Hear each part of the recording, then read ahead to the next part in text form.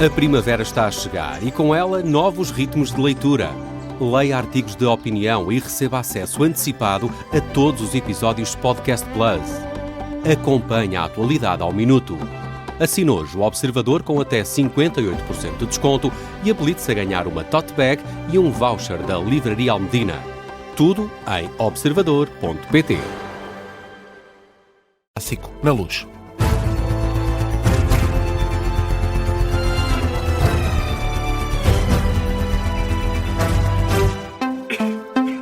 Jornal das 10 com edição do Miguel Cordeiro. Já haverá consenso em torno da escolha do novo líder supremo do Irão, depois da morte de Ali Khamenei. Falta acertar apenas detalhes. O nome pode ser conhecido, Miguel, ainda hoje. Nas próximas horas. E tudo isto está escrito na imprensa estatal iraniana. Podemos ler que está reunido um grupo de peritos que tem como missão escolher o nome, mas falta acertar pequenos detalhes. É o que avança a fonte deste grupo à imprensa oficial do Irão. Ali Khamenei morreu na semana passada nos ataques dos Estados Unidos da América, Estados Unidos da América e de Israel ao Irão. Agora tem de ser nomeado um sucessor. Israel já afirmou que qualquer que seja o nome, o próximo líder supremo do Irão vai continuar a ser alvo das forças de Tel Aviv, mas a imprensa estatal iraniana diz que esta escolha já estará feita e que falta apenas acertar pequenos detalhes. Isto numa altura em que Donald Trump afirma que o regime do Irão está dizimado. O presidente dos Estados Unidos repete que continua a destruir todo o arsenal de guerra iraniano. Donald Trump diz que está a ganhar a guerra, diz que está a ganhar por larga margem e diz que está praticamente a dizimar o Irão. Estamos a ganhar a guerra com uma grande vantagem. Dizimámos o Império Maléfico do Irão, apesar de reconhecer que ainda deve durar. Fizemos mais numa semana do que todos pensavam. Dizimámos a marinha deles, a força aérea, os mísseis, os locais onde fabricam os mísseis e já não têm tantos drones. Atingimos o Irão onde lhes dói mais.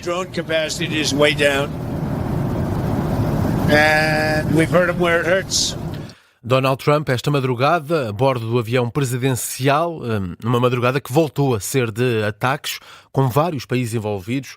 Há pelo menos o registro de 19 pessoas, incluindo crianças, que morreram num ataque israelita no sul do Líbano nas últimas horas. Isto está escrito na imprensa libanesa. Os Estados Unidos e Israel atacaram também esta manhã 5 refinarias em Teherão. No Kuwait há registro de um prédio em chamas depois de ser atingido por um ataque com drones. São situações de ataques durante as últimas horas. Entretanto, esta instabilidade deve começar a refletir-se nos preços em Portugal, já a partir da manhã, segunda-feira. O grande destaque vai para os combustíveis, até porque, Miguel, pode haver uma subida recorde no gasóleo. Sim, isto tem levado uma certa corrida às gasolineiras nos últimos dias.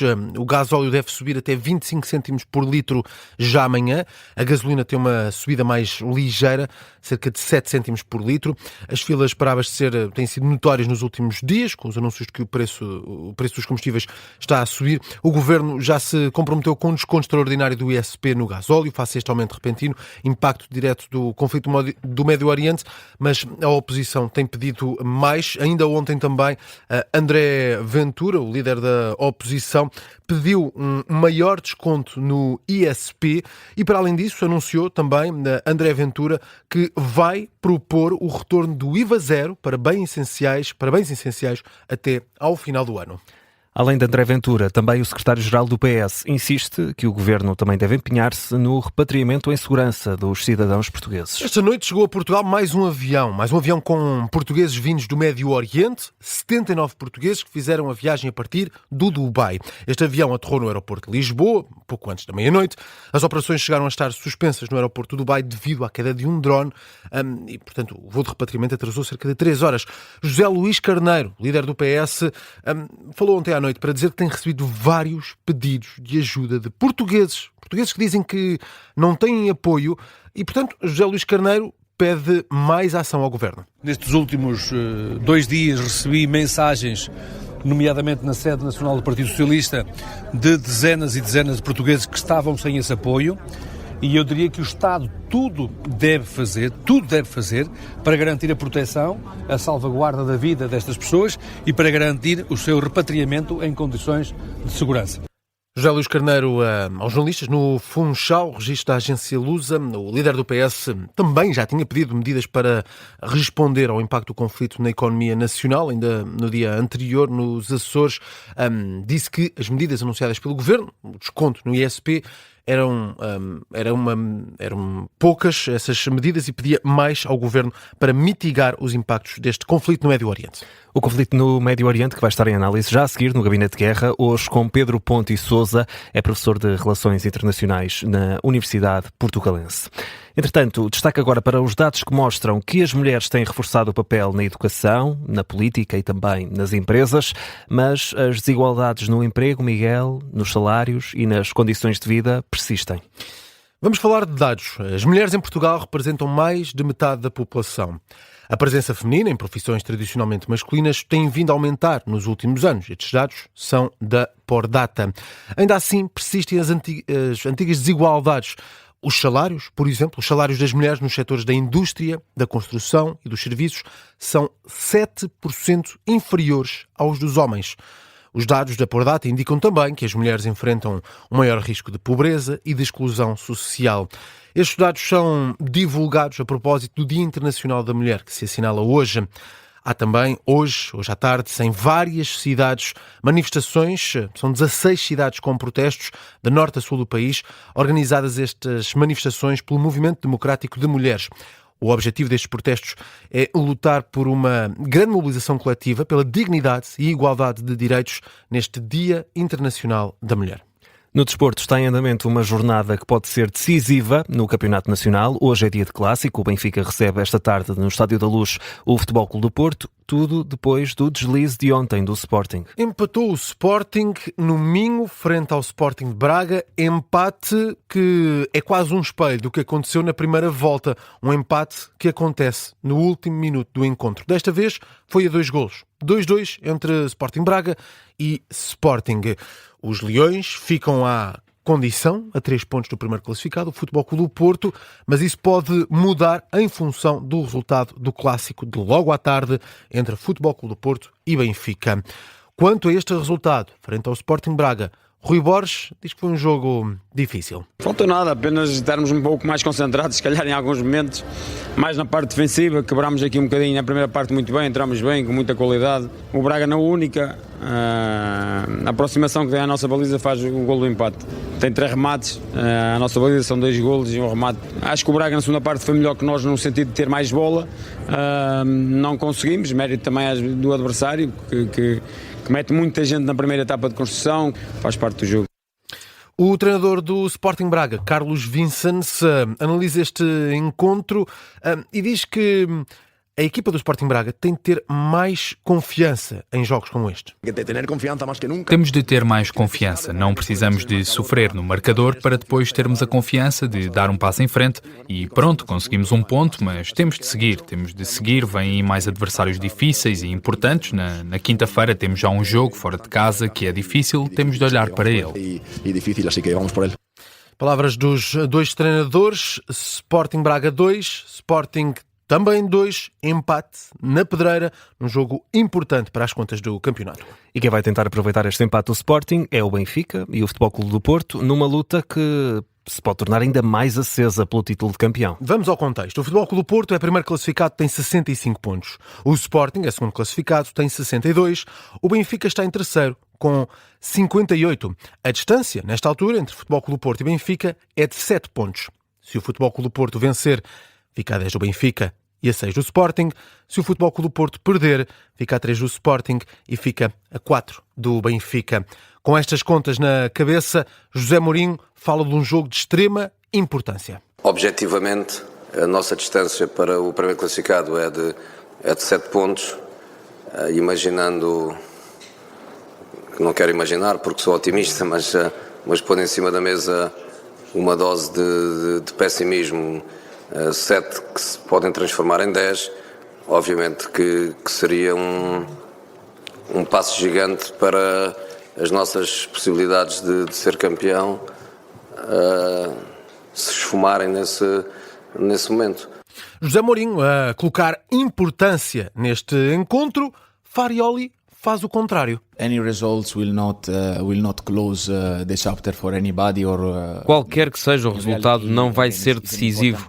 É um jogo importante, é mais uma jornada, mas veremos no fim como fica a tabela. Qualquer que seja o resultado, posso dizer-vos, por experiência pessoal, que isto só acaba no final do campeonato. Até ao último ponto, o mais importante é dar tudo. Till there is a point to be played, we need to go full gas, and that's the most important part. Decisivo ou não, é um clássico. É hoje à tarde, às 6, no Estádio da Luz. E tem relato e comentários em direto aqui numa emissão especial que arranca 2 horas antes, logo depois do Jornal das 4. Para já passam 10 minutos das 10. Miguel, já a seguir temos Gabinete de Guerra, mas antes há ainda outras notícias em destaque a esta hora. O Ministro da Administração Interna volta a defender que a esmagadora maioria dos profissionais da PSP serve o país com elevado sentido de missão. Esta reação de Luís Neves acontece depois de 7 agentes da PSP terem ficado em prisão preventiva por crimes como tortura e violação, num caso da Esquadra do Rato. Numa mensagem partilhada nas redes sociais, Luís Neves sublinha que em causa estão atos isolados. Diz que a PSP se pauta pela integridade e pede desculpa às vítimas em nome do governo. Fechamos com canção. Falamos dos Bandidos do Canto, falávamos deles ainda há pouco, antes deste jornal. São os vencedores da edição número 60 do Festival da Canção e vão representar Portugal na Eurovisão. No silêncio do luar, sopra o vento devagar, traz o cheiro das roseiras e o teu nome a sussurrar, meu amor será. Esta canção chama-se Rosa e foi a mais votada, alcançou 22 pontos, entre 12 pontos do público e 10 do júri. Em segundo lugar ficou o tema Jurei, de Dinis Mota, enquanto que a canção Fumo, do grupo Nunca Mates o Mandarim, conseguiu ficar no terceiro lugar. Os Bandidos do Canto, Miguel, vão agora representar Portugal no Festival Eurovisão da Canção, que está marcado para maio, na Áustria. A edição portuguesa deste ano ficou marcada por uma polémica em torno da participação de Israel no Festival da Eurovisão. Alguns dos participantes no Festival da Canção avisaram que, se vencessem o festival, não iriam representar Portugal. Não é o caso dos Bandidos do Canto. Afirmam que sempre adotaram uma posição musical e não política. Ontem, na final, foram os mais votados entre júri e o público e seguem agora para a Áustria para participar no Festival da Eurovisão. Força, rapazes!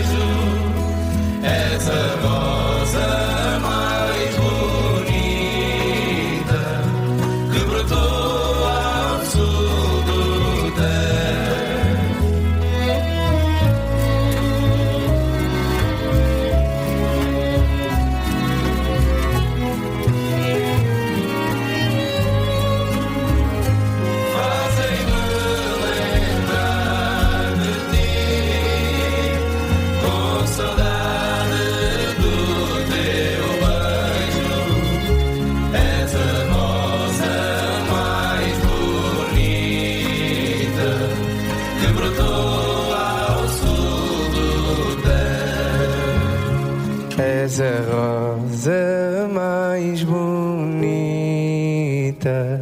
que brotou no